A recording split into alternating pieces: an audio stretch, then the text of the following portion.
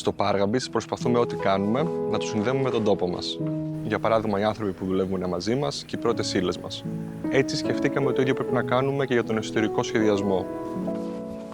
Ήταν το 1963. Μετά το δημοτικό πήγα στη σχολή στα Γιάννενα και έμαθα τη δουλειά.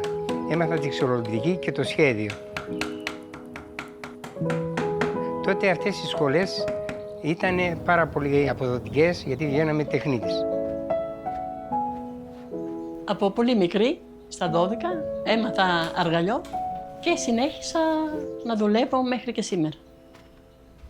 Η παράδοση ήταν από τις γιαγιάδες που το ήθελαν γιατί δεν είχαν θέρμανση και αυτά τα χρόνια κάναν τις φλοκάτες για να σκεπαστούν και στρώναν το σπίτι πάντα με φαντά.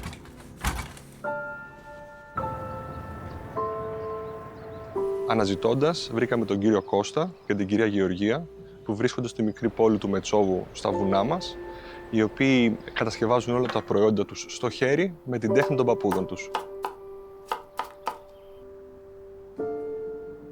Μου έκανε εντύπωση η ροή που ήρθε και γνωριστήκαμε για τα πράγματα που ήθελα να κάνω στο ξενοδοχείο. Γιατί τώρα τελευταία τα έχουν κατηργήσει. Προχωρήσαμε όπως προχωράνε πάντα. Όπως ήταν οι γιαγιάδες, δουλεύουμε κι εμείς.